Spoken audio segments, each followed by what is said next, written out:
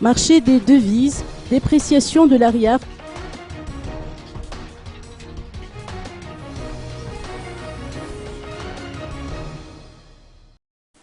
Depuis ces derniers mois, l'on assiste à une dépréciation de l'arrière, soit une baisse automatique du taux de change de la monnaie malgache par rapport aux devises.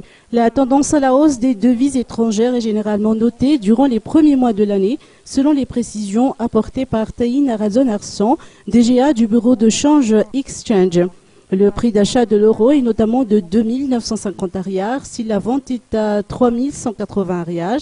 Le cours actuel du dollar et de l'euro, n'importe quelle devise d'abord, en ce période de janvier-mars, ça a toujours tendance à augmenter. C'est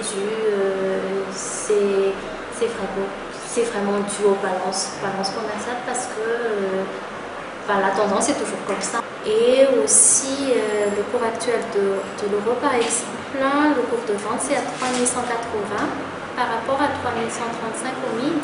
Et pour le dollar, c'est 2350 par rapport à 2311 au MID. Ce qui veut dire que par rapport à l'année dernière, certes, ça a dû un peu augmenter, mais avec le temps actuel aussi, je crois que c'est normal.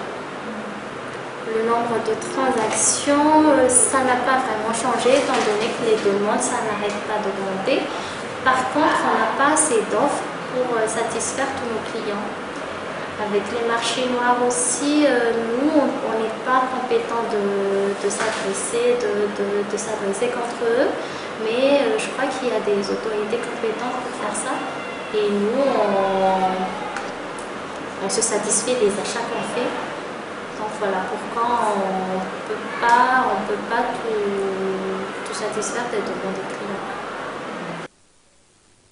La question qui se pose à l'heure actuelle est de savoir jusqu'où cette dépréciation va aller. Des personnalités dans le monde des affaires se demandent si le niveau de l'ARIA restera plus ou moins stable cette année par rapport aux devises pivots du marché interbancaire de devises. Certains craignent qu'un petit geste déplacé suffise pour que tout s'effondre comme une pyramide de cartes.